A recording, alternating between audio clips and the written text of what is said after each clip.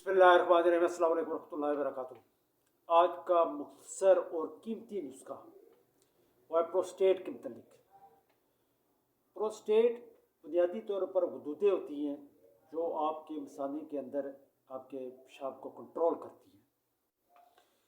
जब इनमें इन्फेक्शन हो जाए तो इनका साइज़ बढ़ जाता है, स्वेलिंग हो जाती है, जिसकी वजह से पेशाब को रोकने में भी मसला पैदा होता है और पेशाब करने में भी मसला पैदा होता है। पेशाब खुल के नहीं आता, हर घंटे 2 घंटे बाद आपको महसूस होगा पेशाब का बहुत ज़्यादा प्रेशर हुआ है, आप करने जाएंगे, थोड़ा सा पेशाब आएगा, उसके बाद फिर रुक जाएगा, फिर घंटे 1.5 घंटे बाद दोबारा यही मसला पैदा हो जाएगा।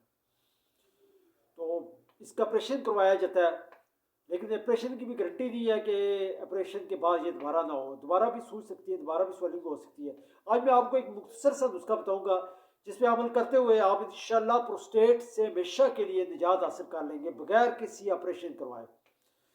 आपने 2 चीज़ें लेनी है, एक लेनी है साबुत हल्दी और साबुत कचूर। इन दोनों को मिक्स करके इनका सूफू बना लें, ग्राइंड करवा के किसी भी पंसारी से इसका सूफू बना लें। आधी चम्मच आपने सुबह लेनी है नाश्ते के बाद और आधी चम्मच आपने रात को लेनी है।